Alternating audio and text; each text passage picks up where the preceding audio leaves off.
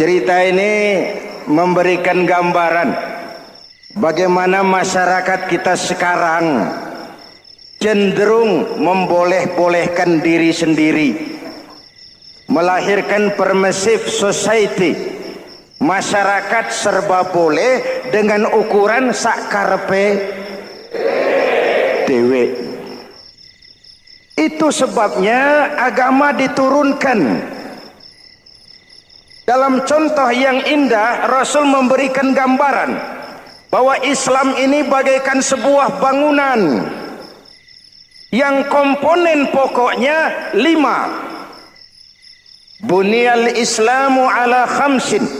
Islam dibangun di atas 5 komponen pokok. Jadi kalau Islam ini ibarat bangunan, unsur penunjang pokoknya itu 5. Mari kita analogkan Islam dengan bangunan. Kalau saudara akan membangun rumah, sebelum pasang tiang, pasang genteng, pasang jendela, apa yang lebih dulu dibangun? Fondasi. Kalau Islam ibarat bangunan, fondasinya adalah syahadatu an la ilaha illallah wa anna muhammadar rasulullah.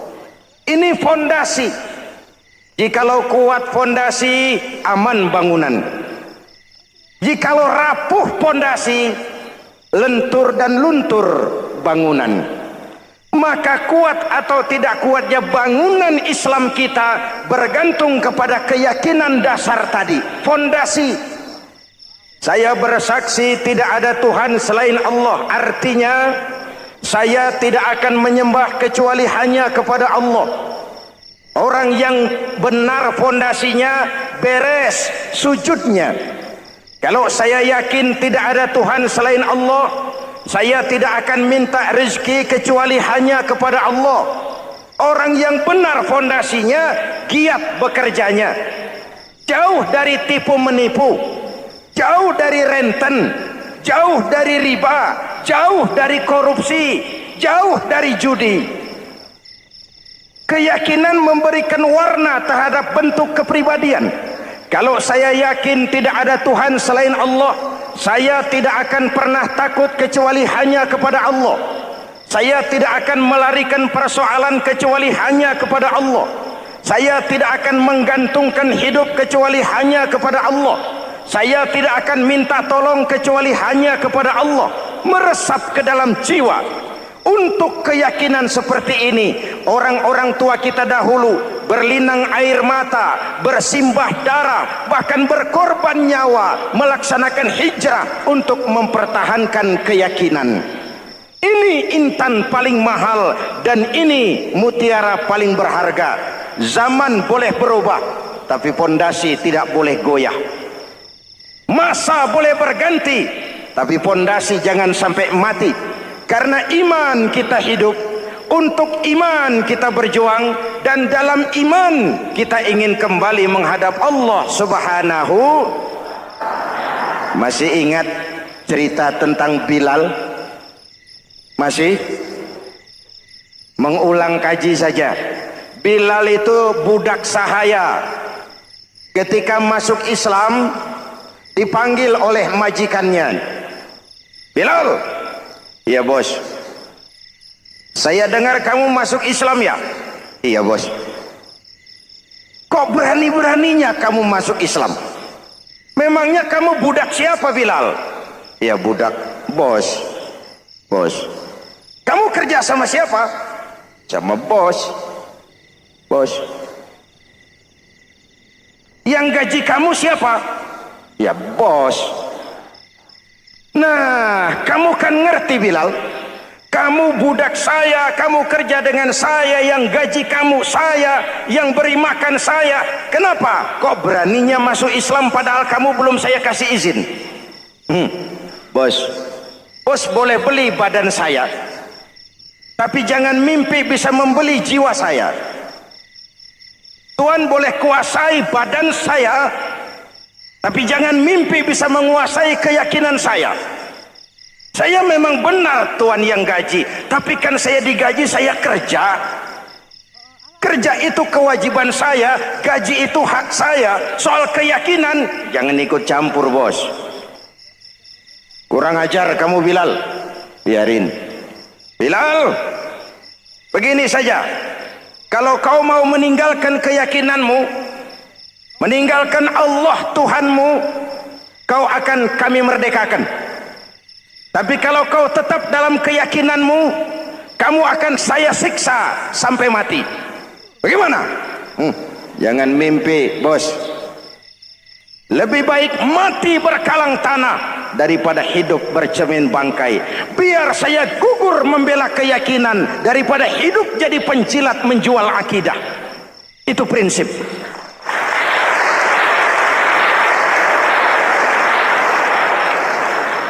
Gendeng kamu. Ayo, siksa.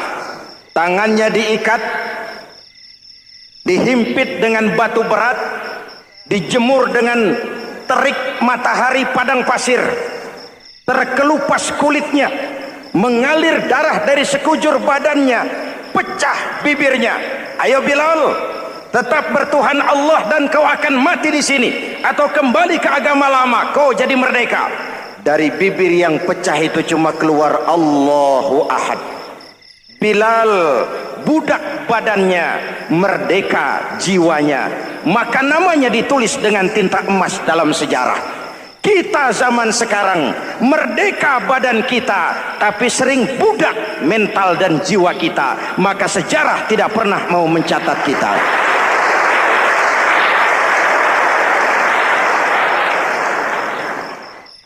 Ma'asyiral muslimin yang saya cintai, fondasi sudah. Lalu apa lagi? Mulai memancangkan tiang. Tiangnya 5. Ada tiang namanya zuhur, asar, maghrib, subuh, isya. Tetapi agar bangunan menjadi kuat, ada tiang-tiang tambahan. Namanya rawatib dan nawafil. Rawatib itu ba'diyah atau qobliyah, nawafil itu di luar itu. Agar bangunan menjadi kuat, dibentuk pribadi lewat solat. Apa filsafatnya? Pertama, solat itu simbol penyerahan total kepada Allah. Kita ini sudah kontrak. Innallaha astara minal mu'minina anfusahum wa amwalahum bi anna lahumul jannah. Allah telah membeli dari orang-orang mukmin diri mereka, harta mereka, bagi mereka adalah surga. Penjual kita orang beriman, pembeli Allah, dagangannya amwal dan anfus, harganya adalah surga. Jelas? Penyerahan total itu dimulai dengan takbiratul ihram. Shalli fardal isya, Allahu akbar. Arahkan mata ke tempat kita sujud. Jangan lupa kalau sudah di atas, lupa dengan yang di bawah. Sudah jadi genteng, petatang peteteng di atas. Lalu bilang, merasa capek sendiri, kata genteng kepada tiang. Tiang, kamu sih enak, kata genteng. Saya setengah mati di atas. Kehujanan, kepanasan, kadang-kadang anak-anak nakal saya disambitin. Kata tiang, saudara genteng, ngomong jangan sembarangan ya. Kamu kira kamu bisa nongkrong dan nangkring di atas, itu gara-gara siapa genteng? Kan saya yang sokong dari bawah. Kamu jadi pejabat tinggi, jadi anggota ini, anggota itu. Kami rakyat yang angkat, jangan sudah di atas kami ditekan. Jangan agama dijadikan topeng untuk kepentingan pribadi. Berpolitik untuk kepentingan agama, ayo. Tapi menjual agama untuk kepentingan politik, itu yang merusak agama.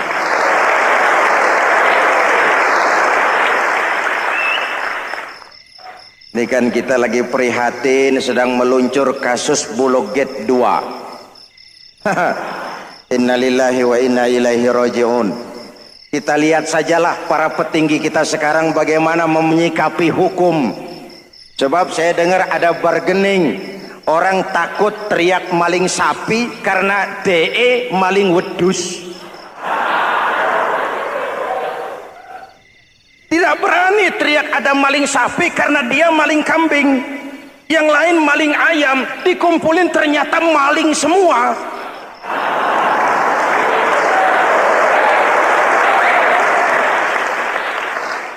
Hadirin yang saya hormati, ini melukai rasa keadilan. Oleh karena itu sholat mengajarkan kepada kita dalam posisi berdiri, lihat tempat sujudmu, jangan menteleng terus ke atas lalu lupa dari mana kita berangkat.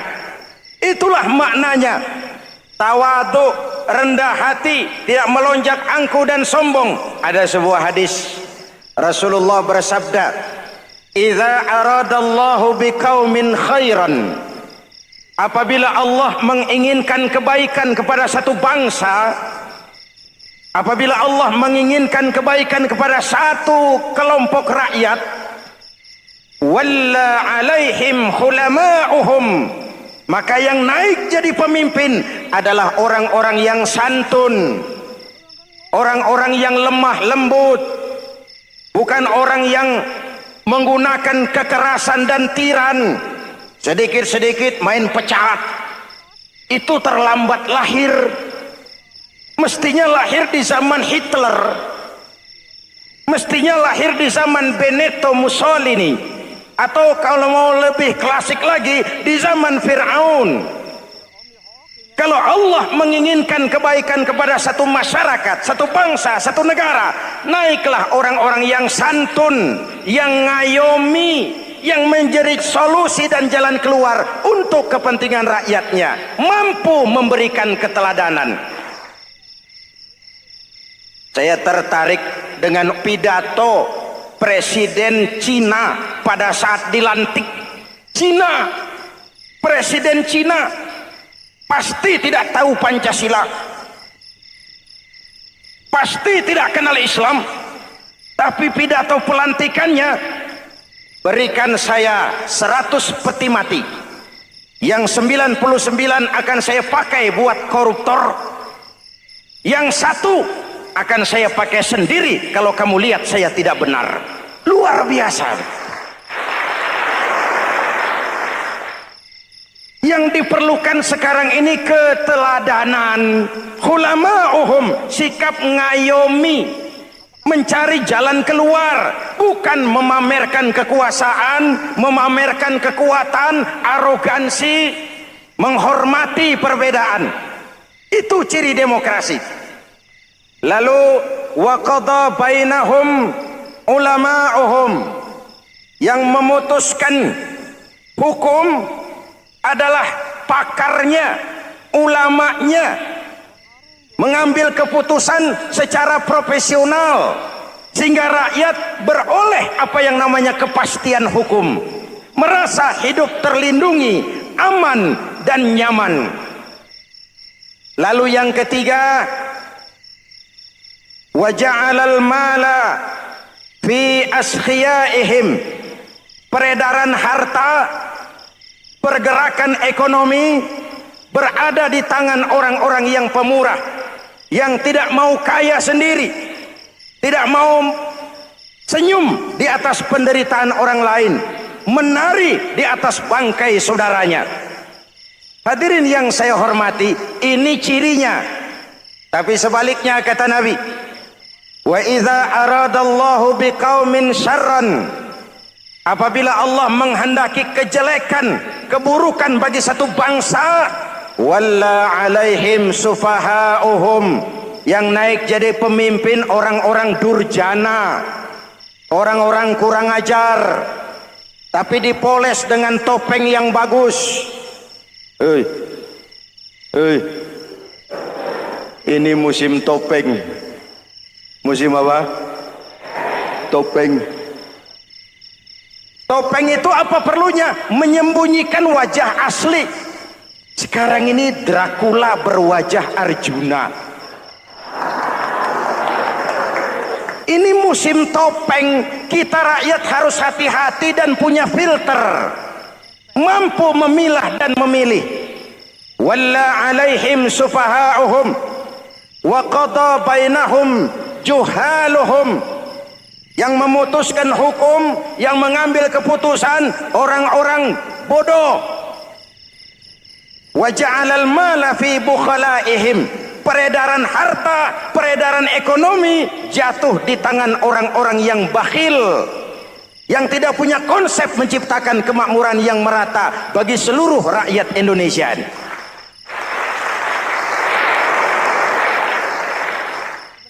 Oke, kita kembali kepada tiang. Ini kan lagi cerita tiang tadi ya. Kalau sedang berdiri, lihat tempat sujud, jangan menteleng terus ke atas.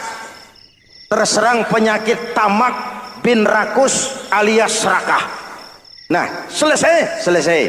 Anggota badan yang paling terhormat ini kepala. Ketika sujud, sama rendahnya dengan telapak kaki. Allahu Akbar, yang besar cuma Allah. Apa bedanya saya dengan saudara? Tidak ada, kecuali saya ngomong saudara dengerin. Kita sama-sama beribadah, sama-sama mencari nilai tambah di hadapan Allah. Apa saya lebih penting dari saudara? Belum tentu. Apa saya lebih hebat dari saudara? Belum tentu. Perasaan lebih penting, lebih hebat, lebih jago setan. Jelas? Ayo tundukkan kepala. Dia sama rendahnya dengan telapak kaki kita. Yang besar cuma Allah. Allahu Akbar. Lalu diakhiri dengan menebarkan salam. Assalamualaikum warahmatullah. Assalamualaikum warahmatullah. Menebarkan salam, mewujudkan rasa aman, damai, bukan menimbulkan keresahan. Hadirin yang saya hormati, ini karakteristik kita. Selesai sholat, kembali ke masyarakat, ajaran salam diterjemahkan. Apa? Rasulullah sallallahu alaihi wasallam bersabda, "Ufsus salam, wasilul arham, wa at'imut ta'am, wa sallu bil laili wan nas niyam, tadkhulul jannata bisalam." Pertama, ufsus salam, tebarkan salam. Tebarkan salam itu bukan cuma kalau ketemu orang assalamualaikum, assalamualaikum. Iya, itu zahirnya. Tetapi hidup di tengah masyarakat memberikan rasa aman, rasa damai, menjadi pengayom bagi lingkungan, menjadi rahmah bagi semesta. Dalam Islam jangankan manusia, binatang saja dilindungi kok. Betul? Betul? Coba kalau belajar istinja itu kan makruh buang air kecil di tanah yang berlubang. Kenapa? Pertama, melindungi binatang yang ada dalam lubang. Siapa tahu di lubang yang saudara kencingi ada semut sedang rapat. Membahas Bologet jilid 2. Apa dosanya lalu mati dikencingi? Ini namanya rahmatan lis semut. Binatang saja dilindungi. Ada hadis, kalau kamu menyembelih hewan, sembelilah dengan cara yang terbaik. Jangan menyembelih ayam dengan pisau tumpul. Ini ajaran apa? Ajaran tentang peri kebinatangan. Rahmatan, memberikan rahmah, salam, keselamatan dan kedamaian kepada masyarakat lingkungan. Itu misi seorang muslim.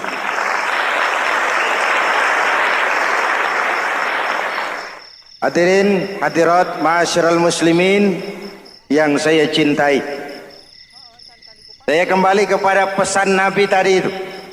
Pertama, ufsus salam, sebarkan salam. Sekarang ini kan yang banyak sebarkan isu, sebarkan fitnah, hancurkan nama baik orang, hantam orang di mana-mana. Padahal yang diajarkan ufsus salam, sebarkan perdamaian, bukan permusuhan. Cari kebenaran, bukan kemenangan. Lalu yang kedua, wasilul arham, sambungkan silaturahmi, tegakkan semangat kekeluargaan dan persaudaraan. Karena kita sudah diikat dengan tali akidah. Mari kita saling bertanya setelah lewat hari-hari yang dimana kita seperti saling berhadapan, seperti tercabut dari akar budaya kita sebagai bangsa. Semangat gotong royong, semangat kekeluargaan makin lentur dan luntur, dan perlu kita angkat kembali ke permukaan.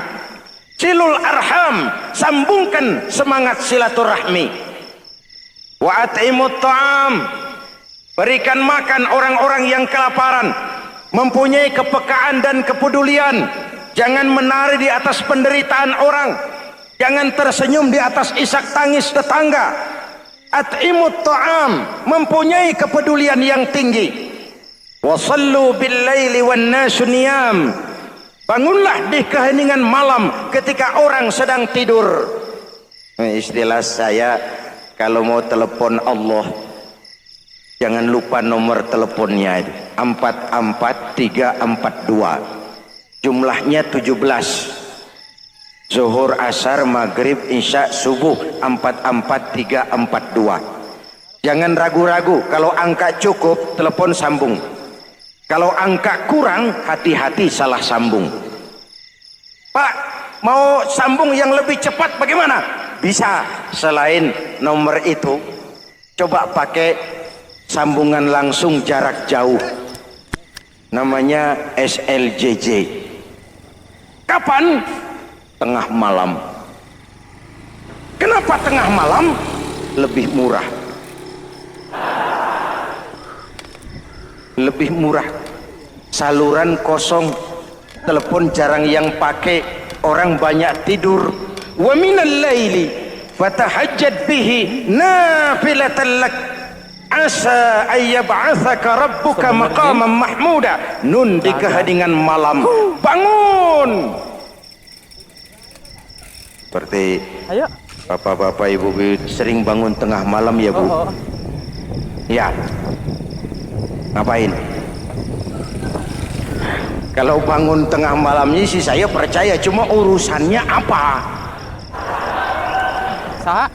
Kira bangun tengah malam mau tahajud, malaikat sudah mau nulis, cuma buang air kecil, tidur lagi. Hampir salah tulis saya.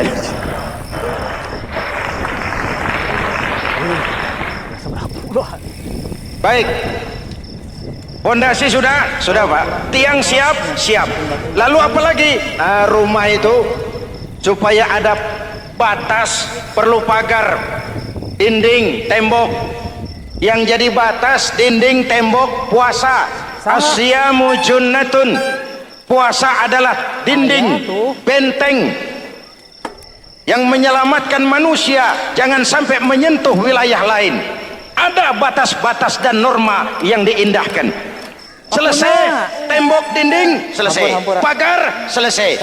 Lah rumah itu supaya bersih kan harus ada kamar mandi, jendela, pintu yang fungsinya membersihkan zakat.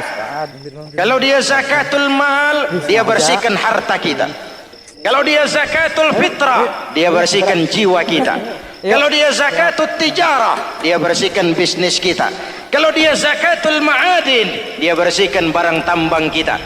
Karena itu dalam kitab-kitab fikih dikatakan zakat itu adalah harta yang tu'khazu min aghniyaihim wa turaddu ila fuqaraihim.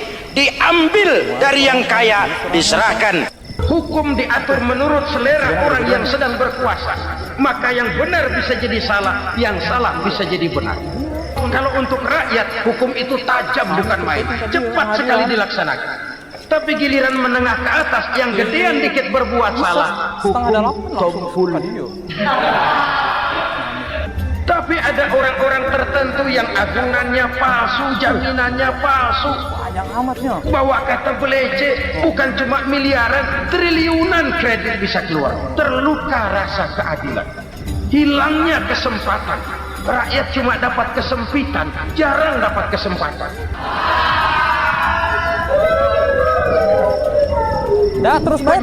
Penjara berdasi kepala botak yang menguras uang rakyat habis-habisan, enak saja melenggang dalam kehidupan ini. Makin terluka rasa keadilan rakyat. Wa ma hakamu bighairi ma anzalallah illa fasha fihimul faqr. Kalau hukum yang diterapkan sudah menyimpang dari keadilan yang diajarkan Allah, bertebaranlah kemiskinan di mana-mana. Assalamualaikum warahmatullahi wabarakatuh. Kumaha wa? Halus. Bismillahirrahmanirrahim. Alhamdulillahi rabbil alamin.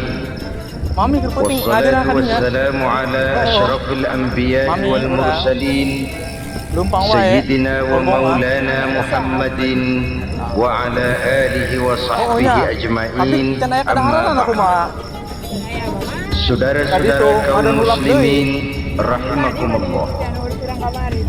Sebagai bangsa kita tengah menghadapi berbagai bencana, baik di bidang ekonomi maupun di bidang politik. Adalah potret kehidupan sehari-hari.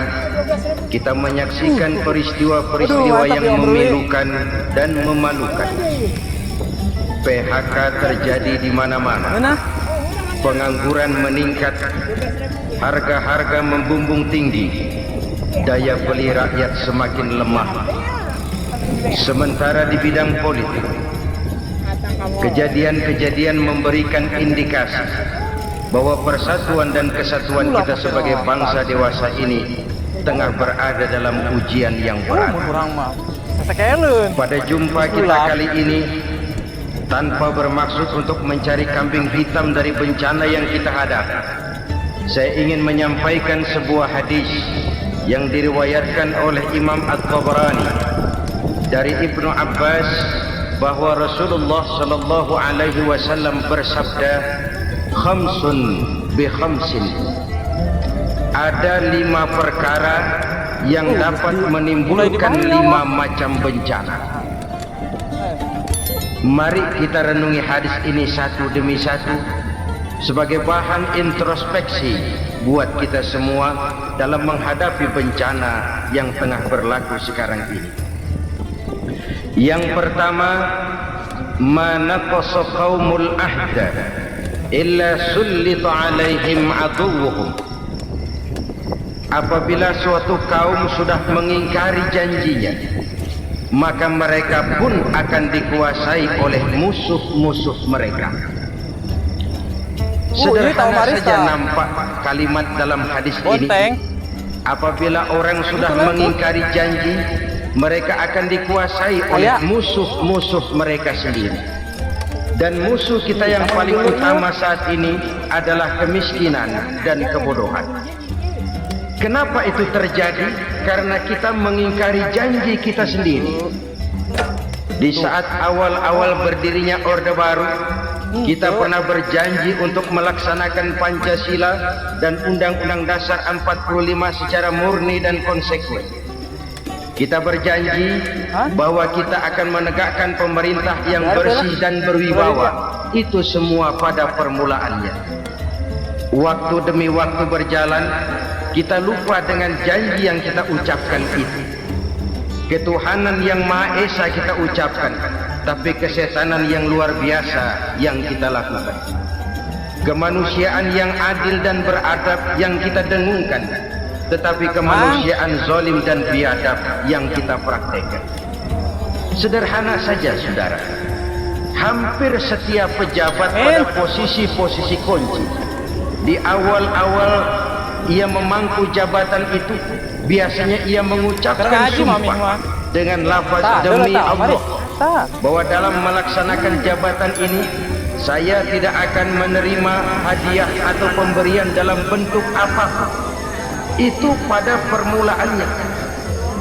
Lama-lama rupanya hadiah itu asik juga, mulai diterima. Lama-lama dirasa kurang, mulai menagih. Dan akhirnya terjadilah praktek yang disebut suap menyuap, semir menyemir, dan lain sebagainya. Kalau ini sudah menjadi kenyataan, bagaimana kita mau menegakkan pemerintah yang bersih dan berwibawa? Undang-Undang Dasar 45 menyatakan bahwa bumi, air, dan seluruh kekayaan negara dikelola oleh negara bagi sebesar-besar kemakmuran rakyat. Yang terjadi adalah bahwa kita merasa mewakili rakyat untuk menikmati harta dan kekayaan negara, sehingga rakyat banyak tidak bisa ikut menikmatinya. Menumpuklah harta itu sehingga terjadilah pepatah, gunung ditimbun, sumur digali. Yang kaya semakin kaya, yang miskin semakin terpuruk. Kita ingkar dengan janji yang kita ucapkan di awal-awal kita bergerak. Kita ingkar dengan janji pada saat kita mengatakannya dengan menyebut nama Allah, dengan mempertaruhkan nama Tuhan. sehingga pada akhirnya jabatan pun mengalami tender. Sudah menjadi rahasia umum, orang mau jadi lurah mesti mengeluarkan uang, mau jadi camat mesti mengeluarkan uang, mau jadi wali kota, bupati, bahkan gubernur itu ada pasarannya. Secara logika, kalau orang memperoleh satu jabatan karena banyak mengeluarkan uang, tentu pada saat dia mengeluarkan uang, dia sudah punya pemikiran, modal pasti pulang, modal pasti kembali. Kalau orang memperoleh suatu jabatan karena banyak mengeluarkan uang, maka langkah pertama yang dia lakukan setelah memangku jabatan itu ialah bagaimana uang bisa kembali, bagaimana modal bisa pulang. Kalau modal sudah pulang, pikiran berikutnya bagaimana supaya dapat untung. Lalu kapan mau bekerja untuk kepentingan rakyat, itu nomor 18. Bunda-bundaan lalainan mikir. Kemudian kalau ada proyek-proyek besar, pertanyaannya ialah bukan apakah proyek ini bermanfaat bagi rakyat, apakah proyek ini layak untuk diteruskan, tetapi yang jadi pertanyaan paling utama ialah bagian saya berapa duit dari proyek ini. Kita bisa lihat proyek mega proyek lahan 1 juta hektar di Kalimantan Tengah, triliunan rupiah, dan proyek itu gagal. SD Impres bulan ini diresmikan, bulan depan retak. Jembatan-jembatan bulan ini gunting pita, bulan depan runtuh. Kita ingkar dengan janji. Kita berkata kita bekerja untuk kepentingan rakyat, tapi kita tidak pernah mengenal rakyat itu. Apabila suatu kaum sudah mulai mengingkari janji, maka mereka akan dikuasai oleh musuh-musuh mereka. Akibatnya tersusunlah barisan-barisan sakit hati yang makin lama makin menjadi bola salju, menggelinding membesar, dan kemudian terjadilah hal-hal yang tidak kita inginkan lagi. Apabila suatu kaum sudah mengingkari janji, maka mereka akan dikuasai oleh musuh-musuh mereka. Ini penyebab bencana yang pertama. Kita tidak konsekuen. Tadinya kita dengan lantang teriak-teriak berantas korupsi, ganyang korupsi. Pada waktu kita belum mendapat kesempatan. Setelah kita naik punya kesempatan, rupanya korupsi enak juga dirasa. Terjadi pergeseran nilai, orang luntur, kehilangan idealisme awal. Lalu untuk menghibur-hibur diri, menutup-nutup kesalahan, kita gunakanlah pepatah bahwa tidak ada gading yang tak retak, bahwa kita harus mikul dur mendem jeruk. Itu semua cuma sebagai dalih agar kesalahan kita tidak dibicarakan orang lain. Padahal kita sendiri yang mengingkari janji. Kita yang keluar dari komitmen awal kita. Kita berjanji melaksanakan Pancasila dan Undang-Undang Dasar 45 dengan murni dan konsekuen. Kita berjanji untuk menegakkan pemerintah yang bersih dan berwibawa. Namun dalam kenyataannya itu tidak kita laksanakan dengan sebagaimana mestinya. Kita bergeser, kita mengalami proses degradasi, peluncuran nilai, dan akhirnya terbentuklah barisan-barisan sakit hati yang semakin lama semakin membesar itu. Kita harus introspeksi. Memang kalau zaman sedang susah, biasanya kambing hitam laris, tukang kompor gentayangan. Itu dari dulu selalu mencari kambing hitam. Karena itu kita tidak bicara orang, kita tidak bicara siapa yang salah, kita bicara sistem, dan sistem itu bisa mengena siapa saja. Kalau orang sudah mulai mengingkari janji, bergeser dari komitmen awal, itu sudah mulai mengalami proses peluncuran, proses degradasi. Ini penyebab yang pertama. Kita tidak lagi konsekuen bahwa bumi, air, sumber daya alam adalah milik negara, dikuasai oleh negara, digunakan bagi sebesar-besar kemakmuran rakyat. Ternyata rakyat yang makmur itu tidak merupakan gambaran yang menyeluruh dari rakyat kita. Undang-undang dasar kita menganut ekonomi kekeluargaan, tapi yang kita praktekkan adalah ekonomi keluarga. Kalau bukan keluarga nggak dapat proyek, kalau bukan keluarga nggak dapat macam-macam. Kekeluargaan kita rubah menjadi keluarga, timbullah penyakit nepotisme. Kita bergeser, kita ingkari janji, dan kita anggap kita atasnamakan rakyat. Rakyat cuma sekedar jadi adres, rakyat cuma sekedar jadi alamat, tetapi kehidupan mereka tidak banyak berubah dan tidak banyak terangkat. Kaum muslimin rahimakumullah, ini penyakit yang pertama, penyebab bencana yang pertama. Yang kedua kata Nabi, wa ma hakamu bi ghairi ma anzalallah. Apabila hukum yang diterapkan sudah tidak lagi bersumber dari hukum Allah, illa fasya fihimul faqr, maka akan bertebaranlah kemiskinan di mana-mana. Ini artinya apa? Apabila hukum tinggal sebuah stempel, apabila hukum sudah diatur menurut kepentingan, apabila hukum sudah tidak lagi ditegakkan secara adil, maka kemiskinan merambah di mana-mana. Hukum diatur menurut selera orang yang sedang berkuasa, maka yang benar bisa jadi salah, yang salah bisa jadi benar. Hukum dalam kenyataan hidup berlaku seperti pisau. Pisau itu kan saudara lihat, yang namanya pisau dimanapun itu tajamnya ke bawah, ke atas tumpul. Kalau hukum itu kalau untuk rakyat, hukum itu tajam bukan main, cepat sekali dilaksanakan. Tapi giliran menengah ke atas, yang gedean dikit berbuat salah, hukum tumpul. Hukum pura-pura tidak dengar, akibatnya terluka rasa keadilan rakyat. Satu kasus rakyat diam, dua kasus rakyat diam, tiga kasus rakyat diam, kasus terakumulasi di hati rakyat, luka rasa keadilan, dan itu menjadi sumber bencana. Penjarahan kita tidak setuju itu, tapi kita harus melihat kausalnya. Itu kan tidak berdiri sendiri, itu kan karena terlukanya rasa keadilan rakyat, melihat kesempatan ini tidak merata. Kalau rakyat ini yang ngajukan kredit ke bank, walaupun jumlahnya cuma jutaan, ratusan ribu, susahnya 17 kali. Tapi ada orang-orang tertentu yang agunannya palsu, jaminannya palsu, bawa kata belece, bukan cuma miliaran, triliunan kredit bisa keluar. Terluka rasa keadilan, hilangnya kesempatan. Rakyat cuma dapat kesempitan, jarang dapat kesempatan. Dari lukanya rasa keadilan ini, memang ya entah lipstik, entah basa-basi, dibentuklah tim ini, dibentuklah badan pengawas ini, dibentuklah tim ini. Kalau membentur tahu, hancur tahu.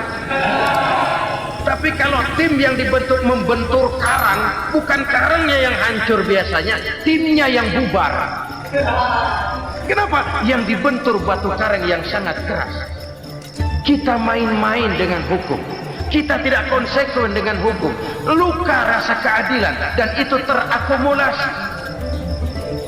Edi Tamsil, rakyat tahu, terakumulasi, menguap begitu saja. Kasus-kasus lain rakyat tahu, menguap begitu saja. Ketidakadilan terakumulasi, mengendap di hati rakyat, menunggu ledakan. Pada saat sungguh meledak, rakyat tidak bisa dibendung lagi. Oke, kita tidak setuju dengan penjarahan, tapi jangan melihat itu sebagai peristiwa yang berdiri sendiri. Kenapa itu terjadi? Kausalnya kenapa? Oke, kita tidak setuju memang, tapi yang dijarah oleh rakyat kan memang cuma untuk perut, yang dijarahkan beras, yang dijarahkan televisi, yang dijarahkan kulkas yang masih bisa dihitung, yang memang real untuk kebutuhan rakyat. Penjara berdasi kepala botak yang menguras memeras uang rakyat habis-habisan, enak saja melenggang dalam kehidupan ini. Makin terluka rasa keadilan rakyat. Apabila hukum yang diterapkan sudah menyimpang dari keadilan yang diajarkan Allah, fasyafihimul fakru, bertebaranlah kemiskinan.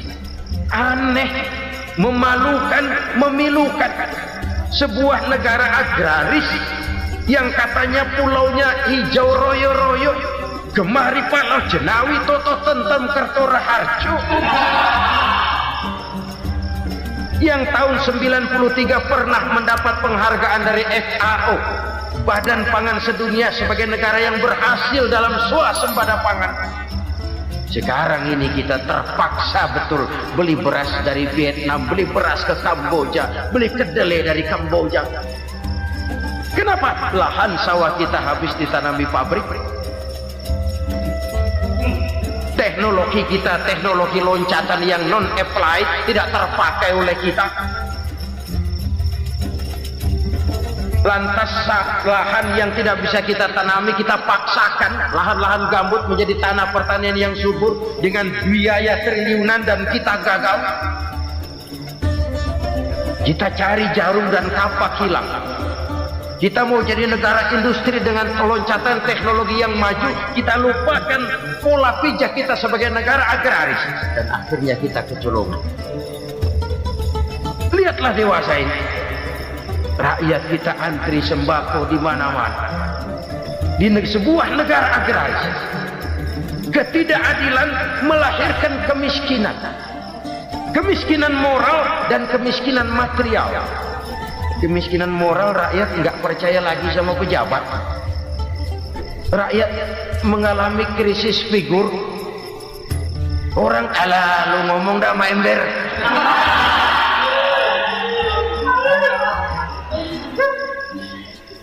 Penataran yang menghabiskan biaya miliaran itu melahirkan pejabat-pejabat korup. Pengawasan yang menghabiskan biaya miliaran itu ternyata impoten, mandul. Kemiskinan moral. Jujur saya berkata, saudara-saudara, setelah pintu reformasi dibuka, itu yang masuk memang macam-macam. Ada yang memang punya tujuan murni, konsekuen, dan punya konsep. Ada yang nunggu di tikungan, begitu mobil lewat nyamber pintu, berangkat ikut reformasi. Ada yang memanfaatkan momentum, mumpung, untuk nyampein unek-unek, ngerti enggak, pokoknya ngomong. Sehingga keadaan semakin rancu, kebingungan semakin menjadi-jadi, masalah yang paling urgen tidak terselesaikan. Sekarang ini orang berpikir mendingan jadi pala ular daripada jadi buntut macan. Buntut macan memang hebat macan, tapi kalau buntutnya cuma ugel-ugel di belakang buat apa? Mendingan jadi pala ular, kecil juga nyaplok. Artinya, ya biar kecil juga kalau punya partai kan gagah. Lalu rame-rame bikin partai kayak bikin arisan. Orang makin mengalami dislokasi. Semua mau jadi pahlawan, semua mau nomor satu, semua ngomong. Iya kalau bidangnya, kalau bukan makin rancu. Marilah lewat kesempatan ini saya mengajak kita untuk tahu diri. Biarkan politisi ngomong politik, biarkan ekonom menata ekonomi, biarkan praktisi bicara soal hukum, biarkan rakyat munajat, istighfar, mohon pertolongan Allah. Tahu diri kita. Kalau memang ayam, kukuruyuk aja dah.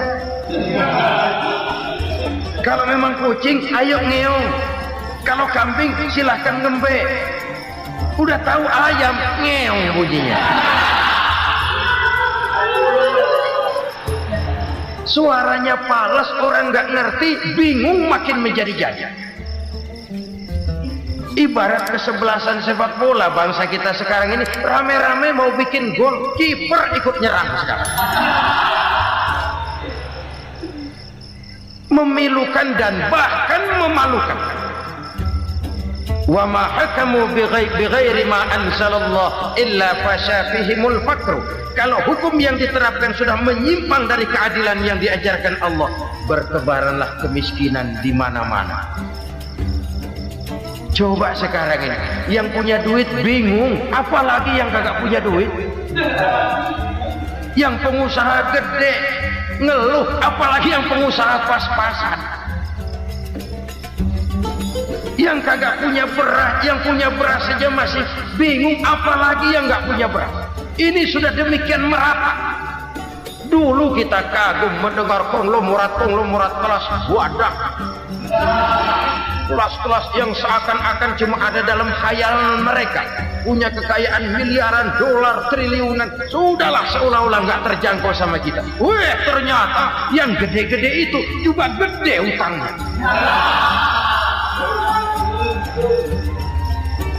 Dan rontok satu demi satu. Ternyata rakyat selama ini cuma dialamatkan, cuma dijadikan address.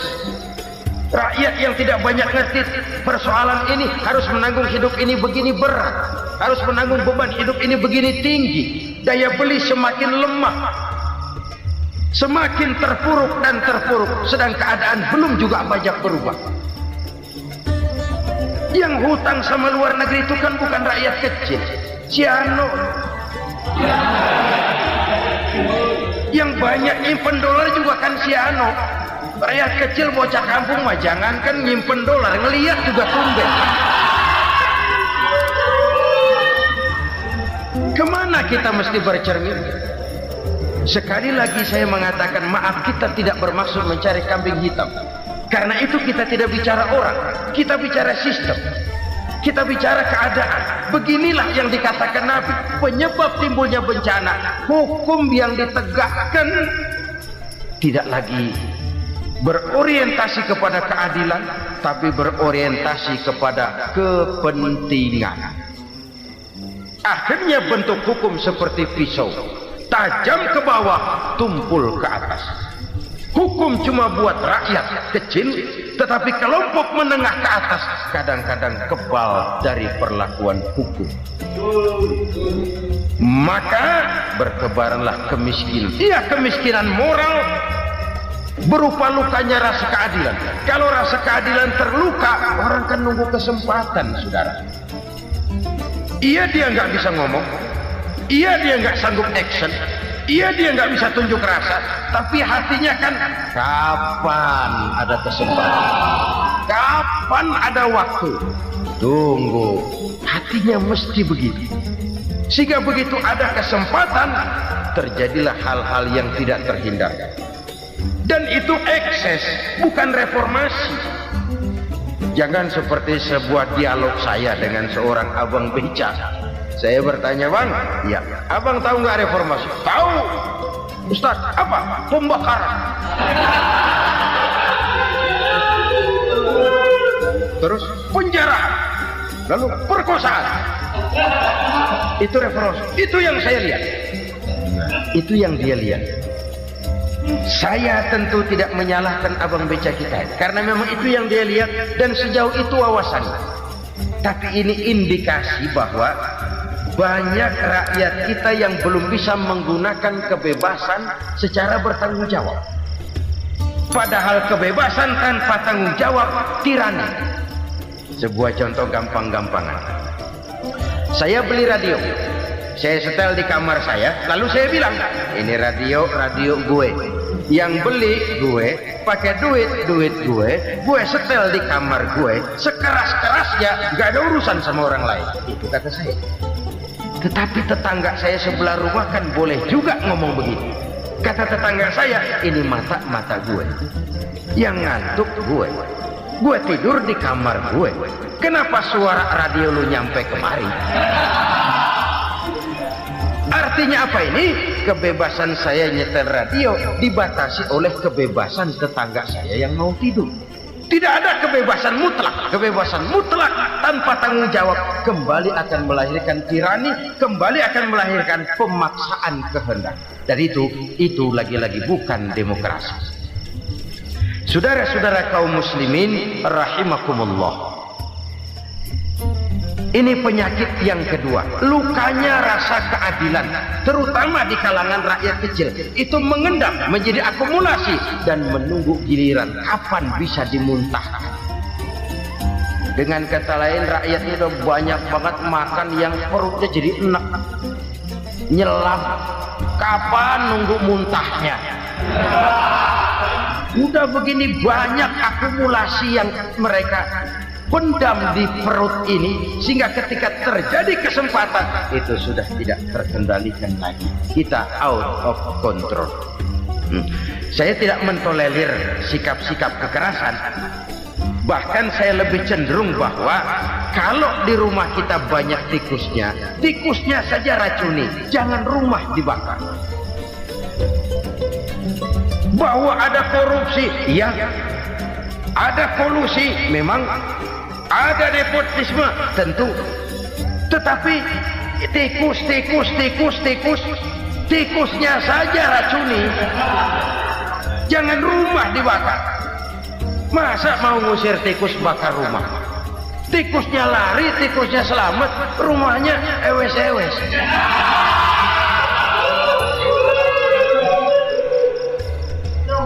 Tikus selamat, rumah nggak punya, masalah nggak terselesaikan dengan sebagaimana yang kita harap.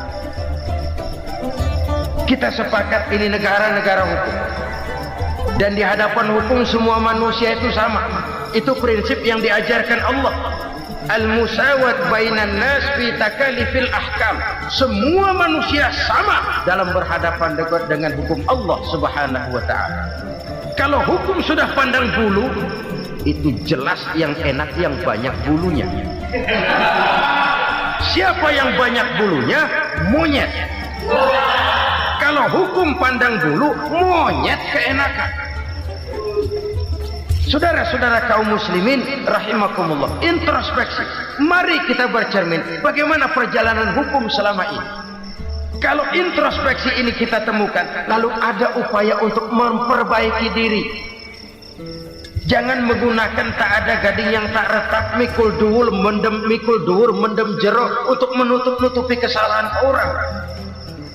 Padahal kesalahan itu sedemikian besar. Padahal rakyat kita tiap hari antri sembako. Ada yang sehari sekali makan, ada yang makan sudah bercampur tiwul, ada yang nasi sudah dicampur pisang, balik jadi orok lagi. Macam-macam upaya rakyat untuk menangsal perut ini. Lalu rakyat ditenang-tenangkan, lebih baik puasa Senin Kemis sambil menghadapi krisis ekonomi. Kenapa rakyat yang disuruh puasa? Kenapa bukan pejabatnya yang puasa lebih dulu untuk kemakmuran rakyat? Kalau rakyat yang memang perutnya udah gepeng disuruh puasa, makin krempeng perut. Artinya pejabat harus punya sense of politics. Ya, tidak ada. Puasa itu kan tidak cuma Senin Kemis saja. Puasa itu puasa perasaan, puasa menghargai perasaan yang sedang kondisi yang sedang dihadapi oleh rakyat. Bagaimana rakyat yang tengah antri sembako melihat pejabatnya lewat dengan mobil yang harganya sampai 1 miliar. Oh, inilah pemimpin saya. Luka lagi rasa keadilannya. Kita tidak tenggang rasa. Puasa dalam artian itu pun akan menolong menegakkan semangat kebersamaan, membentuk semangat kebersamaan. Saudara-saudara kaum muslimin rahimakumullah, penyebab bencana yang ketiga dikatakan oleh baginda Nabi,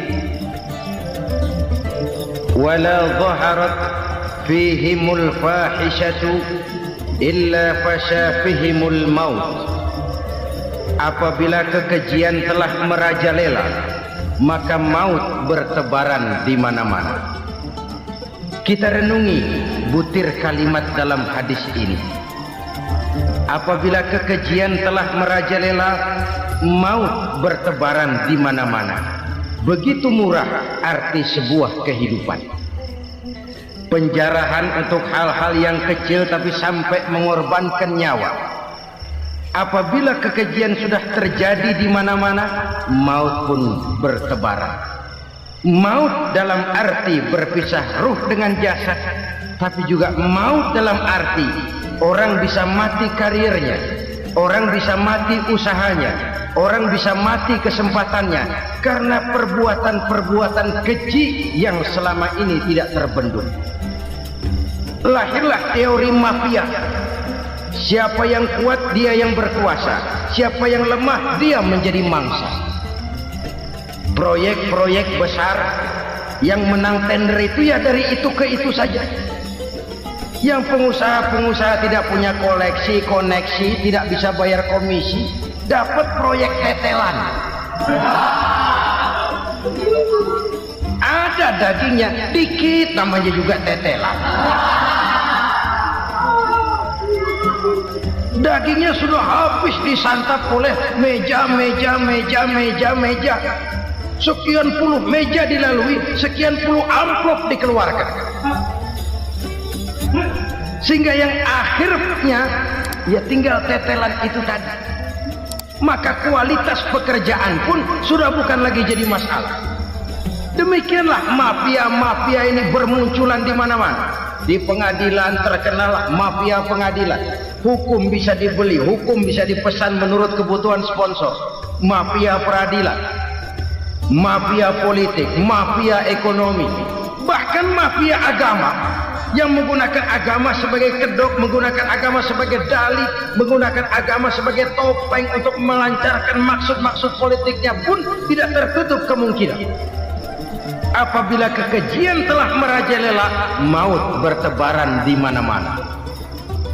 Korupsi, kolusi, nepotisme itu bagian dari kekejian. Kita selama ini kalau mendengar maksiat, itu yang terbayang cuma judi, mabuk, zina. Ya itu maksiat. Tapi korupsi, kolusi, nepotisme itu juga maksiat dalam bentuk lain. Kalau ini sudah bertebaran, maka maut terjadi di mana-mana. Jangan bayangkan cuma mati orangnya, itu sih kewajiban. Yang menyakitkan itu orangnya masih hidup tapi dibikin mati, karirnya mati. Kenapa? Karena yang diperlukan bukan cuma orang pinter tapi orang taat. Biar pinter, kalau nggak taat minggir. Biar bodoh, kalau taat bisa nyenangin atasan, bisa nyemur. Kumaha juragan wae ayo nama. Itu yang kadang-kadang dapat penghargaan. Tidak ada prestasi kerja kecuali bikin senang orang di atas. Kita lihat di desa-desa jalan rusak. Kalau ada berita pejabat anak mau turun, jalan rata sekali. Sampai tanah dari mana aja dikeruk buat ngeratain tuh jalan. Pejabat pulang legok lagi jalanan. Katanya kita kerja buat rakyat, nyatanya kita cuma melayani atas. Kenapa? Terjadi lingkaran setan. Seperti kata lagu Dul Sumbang itu. Mahasiswa takut sama dosen, dosen takut sama dekan, dekan takut sama rektor, rektor takut sama menteri, menteri takut sama presiden, presiden takut sama mahasiswa. Muter balik aja, lingkaran setan. Lingkaran setan. Saudara-saudara kaum muslimin rahimakumullah, kekejian yang merajalela, praktek-praktek mafia yang tertuang dalam kehidupan sehari-hari menyebabkan orang mati karirnya, jasad masih hidup, karir mati, itu menyakitkan. Mati bisnisnya. Rakyat kecil pernah senang ketika cengkeh booming, harganya bagus, rakyat banyak yang pergi haji. Lalu mau ditata, lahir tata niaga cengkeh, malah amburadul. Harga cengkeh jatuh, petani cengkeh kecil menjerit. Siapa yang untung? Segelintir orang. Masihkah kita pakai atas nama rakyat untuk kepentingan nasional? Padahal yang nyanyi cuma segelintir orang. Masihkah kita mau bohongi rakyat ini dengan mobil nasional tapi bikinan Korea? Masihkah kita mau bermain verbalisme, bermain kata? Ini sebuah masa lalu yang tidak perlu terulang lagi untuk masa-masa yang akan datang. Kekejian merajalela, orang mati karir, bisa mati usaha, mati bisnis. Usahanya maju, dirangkul, hancur. Usahanya maju, dipukul, hancur, tenggelam. Bahkan yang memilukan dan memalukan badan-badan usaha milik negara itu dikebiri sedemikian rupa sehingga tidak menghasilkan hal-hal yang bermanfaat buat negara. Saudara-saudara kaum muslimin rahimakumullah, kalau nafsu yang sudah mengatur itu semua, maka kekejian pun merajalela. Orang sudah pakai teori mafia, yang kuat dia yang menang, yang kuat dia yang berkuasa, yang lemah silakan minggir di sudut-sudut kehidupan. Kalau kekejian seperti ini merajalela, maut bertebaran di mana-mana. Banyak orang mati karirnya, banyak orang mati usahanya, banyak orang mati imajinasinya. Sekarang ini dalam dunia seni yang banyak karyawan seni, bukan seniman. Seniman itu kan dilahirkan, lain seniman, lain karyawan seni. Sekarang yang banyak karyawan seni, bukan seniman. Mati karir, mati imajinasi, mati improvisasi. Sehingga kehidupan persis sinetron. Sinetron itu yang kita lihat rumah mewah, yang kita lihat rumah bagus. Gak pernah kita lihat di sinetron kita ini rakyat antri sembako. Kita dijejali hal-hal yang indah, yang wah, yang membuat kita tenggelam dalam gaya hidup instan, tenggelam dalam gaya hidup wah. Kita lupa dengan realitas keseharian di tengah-tengah masyarakat kita. Lahirlah kelompok-kelompok selebritis,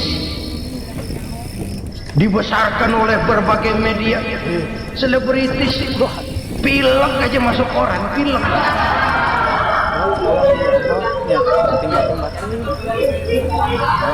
Rakyat yang pingsan antri beras nggak masuk koran. Rakyat yang semaput antri minyak nggak masuk koran. Selebritis panuk masuk koran. Ayah tuh. Kita besarkan hal-hal kecil, kita kecilkan hal-hal besar. Kenapa? Kita mengejar oplah.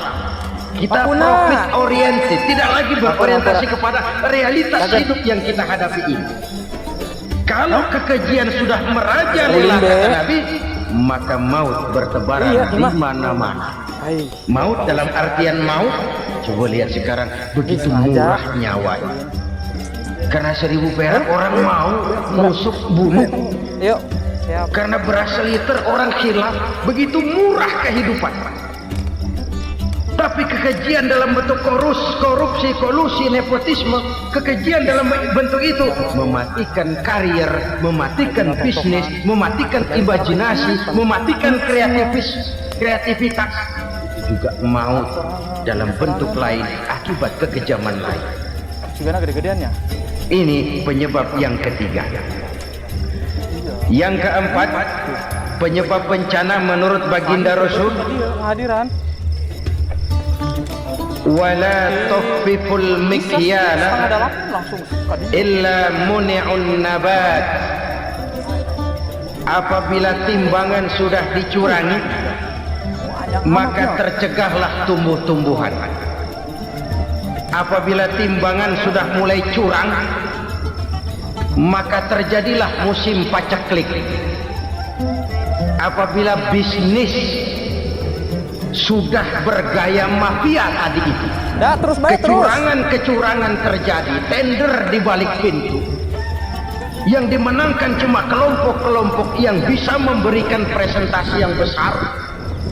Muni'un nabat, terjadilah paceklik. Paceklik, panen gagal, wereng, ya wereng, kemarau panjang, it's okay. air sulit, iya. Tetapi kan semua itu ada yang ngatur. Kemarau ada yang ngatur, belalang itu ada yang ngatur. Coba urang Air nanya. itu juga ada yang ngatur. Yang ngatur Wah, itu yang kumaha, serba Wak? maha. Halus. Kalau ia murka melihat kecurangan timbangan, Allah itu kalau murka kan gampang saja, tinggal komando belalang hancurin tuh sawah. Kamu penting hadiran kadinya. Konvoy belalang. Oh. Konvoy. Urang. Allah Numpang tinggal wae. ngutik Rombongan. angin El Nino. Mampir lo ke Oh, Indonesia. nya. Tapi Hujan nggak turun, kemarau panjang. Tadi Jadi itu kalau ada musim nulang kemarau deui. kan namanya anginnya El Nino. Kalau musim hujan anginnya namanya La Nina. Lokasi sambelnya. Cakep namanya, kejem orang. Oh. Saudara lihat Cina Udah sekarang bubuk ya? sedang kena La Nina. Banjir besar, ribuan orang meninggal. Cocok. Dia mah ribuan mati kagak berasa, rakyatnya miliaran. Aduh, mantap ya Om Ruli. Bangladesh lagi ngalami La Nina. India lagi ngalami La Nina. Angin, hujan, kemarau, belalang itu kan ada yang ngendaliin. Kuncinya bukan di belalangnya, kuncinya bukan di peredaran matahari berputar, kuncinya di atas yang mengatur semua itu. Kalau timbangan sudah mulai curang, pengusaha sudah nggak mau jujur, apa enggak bikin perut jadi mual. Begitu rakyat antri sembako pingsan nggak dapat beras, sementara beras ditumpuk-tumpuk sampai membusuk. Kemana hati nuraninya? Kemana akal pikirannya? Kemana mereka yang berbuat atas nama rakyat tapi melihat rakyat susah tidak tergerak hatinya? Saudara-saudara kaum muslimin rahimakumullah, sekian dulu jumpa kita kali ini. Mudah-mudahan yang saya sampaikan dari hadis riwayat Imam Tabrani ini menjadi bahan introspeksi buat kita semua. Tidak akan seorang muslim jatuh dua kali di tempat yang sama. Semua merupakan pelajaran untuk kita jadikan introspeksi guna menata hari esok yang lebih baik daripada hari ini. Reformasi harus terus berlanjut, tidak bisa dan tidak perlu dikendalikan, tapi harus tetap dengan landasan akhlakul karimah sesuai dengan budaya kita sebagai bangsa. Terima kasih atas perhatian saudara. Mohon maaf atas segala kekurangan. Jumpa lagi lain kesempatan insya Allah. Itu lain tuh.